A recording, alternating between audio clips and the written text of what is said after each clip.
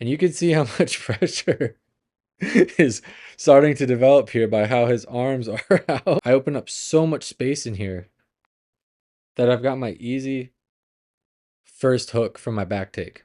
Grab here, so he didn't give me the neck, but he gives me the arm, and it leads to a finish. Shut your lips, it's time for a brand new episode of what? We talking jit, say what? We talking jit, say what? We talking jit, say what?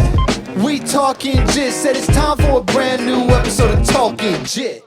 Alright, so in this first video, I'm explaining it, and then after this, I'll break it down, explain it, and then I'll show you a video of me kind of using it live on one of our purple belts, alright? So basically right here, normally in this situation, you're going for like a seatbelt control, right? Lock them in, click it or ticket. But the problem with that is when you are, there's no problem with it. I'm not even going to pretend like there's a problem with it. I'm not going to fake you out on this channel. But the thing is with that, we've evolved, we're used to it. The cool thing is the arm underneath is always your control arm, and the arm on top is always your attacking arm. So that's going to be like the one you're going to go for chokes or set all your stuff up with, right? So I need to set up like a quick undo button. So basically what I like about this system, I'll show you, is that you turn the control arm into like a shutdown arm. And the control has been absolutely great. I've been messing with it a lot, and so far I love it. I took it from my no gi class, and I started applying it to gi. So as I'm coming here, as you can see, I am shooting the arm across here. So in no gi, you're just gonna cup like the trap and hunker down, right?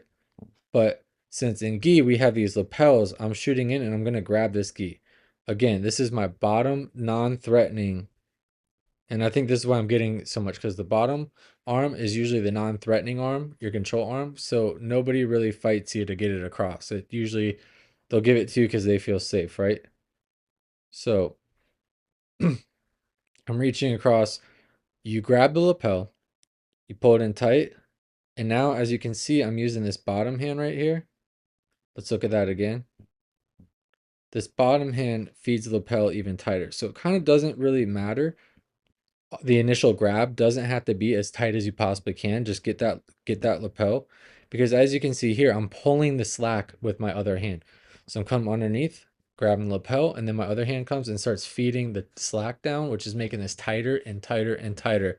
And as you'll see, I get it as tight as I possibly can. Keep tightening it, right?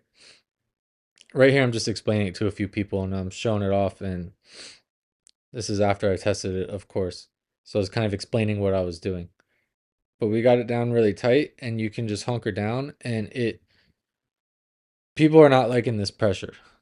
So here we go live, and I'm setting it up. I'm in a position now, as you can see, I didn't hunker down on the hip, so Jake is starting to roll over and go turtle. But before he gets that turtle position, I'm already sinking my hand across to secure the lapel on the far side. I've got it. It's sunk in, and you can see how high I've got it, right? I'm actually cupping. This is actually the no-gi variation. But here what I'm doing from turtle is man, I have a hard time. I don't remember what this is called. But I'm basically posting and threading my hand through here and doing like a counterbalance. I'm pulling this way and I'm keeping them honest on the other side. And all I'm doing is I'm spinning and twisting and keeping them under control. And you can see how much pressure is starting to develop here by how his arms are out. And he's looking kind of like a lost puppy trying to figure out where he needs to go, right? And as you can see, it opened up plenty of space. It makes it weird, and it's hard to explain the pressure, but it really hunkers you down and starts turning your body. And especially with putting this in, you're almost making them do a twister. You're almost pulling it in this way and then like twisting their body the other way. And you can keep walking in circles until you either A, pull them down to the ground, pushing, pulling them down to the ground, or you can just keep walking in circles and keep that thing really, really tight. But as you can see here, the great part is I open up so much space in here that I've got my easy first hook from my back take.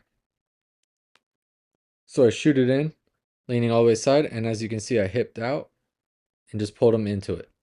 Shoot in, hip out, boom, and I just pulled him into a solid back take. And I keep the grip, and this is where things get great. I don't know if I do it in this video, but he's obviously not liking the grip up here. And it keeps my top hand clear. So what I'll do, I'll pause it right here because I don't think it happens in this video. But what I can do here is now this is secured and tight and he's really uncomfortable. My top hand is still able to reach over the hand that's locking down. I can still reach over it and fight for the attacking lapel. So it still gives me a great entrance for the back take or the choke setups, right? In this situation, I think I just keep playing with the control here. He's doing a good job of holding my hands, so he's trying to shut down any movement I have. But as you can see, him reaching up to fight my hands opens up the straight jacket approach, basically, where you come in, you stomp your foot down on this area right here, and you start isolating the arm. So I just stay true with it. I keep this control the whole time. You can see I'm still firm on here, and it kept me in very good control considering all this space in here he's created, but I'm still just hanging on there. Able to cut the corner, grab here. So he didn't give me the neck, but he gives me the arm, and it leads to a finish. So again, I think this is a fantastic control that you can implement in your game. Give it a try and let me know how it goes down in the comment section. I'm tired of... They try to drown me, I can swim upstream so profoundly. I can stay calm in a dire situation. I'm at it every day, no time for a vacation. And I smell blood in the water. Everything I do, yeah, I do it for my daughters. Now I'm gonna shut your lips. It's time for a brand new episode of What? We Talking Jit, say what? We talking jit, say what? We talking jit, say what? We talking jit, said it's time for a brand new episode of Talking Jit.